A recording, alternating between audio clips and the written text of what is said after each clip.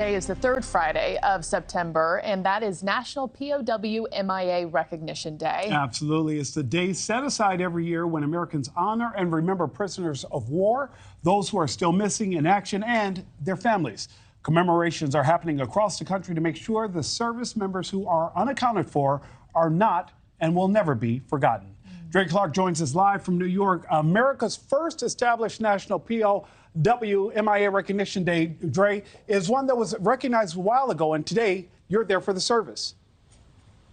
Yeah, it's recognized. It was established in 1979, and the annual Recognition Day is observed every third Friday in September. And typically, you will find the National POW MIA flag flying below the American flag. But here at New York City Hall, it occupies its own high-flying position, serving as a reminder to people that thousands of America's servicemen and women paid a heavy price for the cause of freedom and deserve to be brought back home.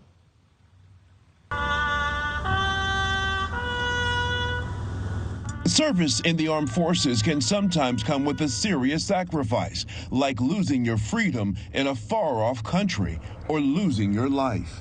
For many family members, receiving the news is devastating, and the grief is made worse by the uncertainty of not knowing where their loved ones are. We're going to do everything in our power to bring them back. As of May of this year, the Department of Defense says more than 81,000 Americans remain missing from World War II, the Korean War, the Cold War, the Gulf War, and other conflicts. The DoD also saying 75% of those losses are in the Indo-Pacific region, and 41,000 of the missing are presumed lost at sea. Each of the more than 81,000 unaccounted for personnel from designated conflicts represent a family that has not received the answers that they need or the closure that they deserve. In 2015, the DoD formed the POW MIA Accounting Agency.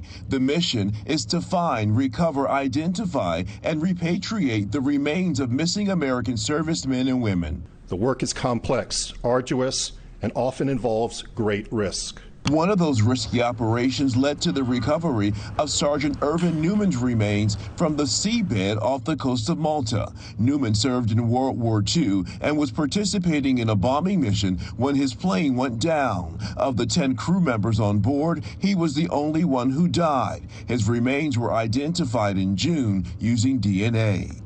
And just this week, the U.S. announcing remains recovered in March belonged to U.S. Army Lieutenant Albert Stahl of Buffalo, New York. He was just 22 when he was killed during World War II. In a proclamation signed by the president, it says in part, "On this day, may we recommit to our search efforts for all those missing and unaccounted for, as well as our support for their families. May we honor the remarkable bravery, sacrifice, and commitment to service of former prisoners of war." And there was another look at the National POW MIA flag, again flying on the top of City Hall. The POW MIA Accounting Agency says so far the remains of 81 servicemen have been recovered and brought back home to their families. And of course, that work continues. Thank you for watching. Go to newsnationnow.com to find NewsNation on your television provider. And don't forget to click the red subscribe button below to get more of NewsNation's fact-driven, unbiased coverage.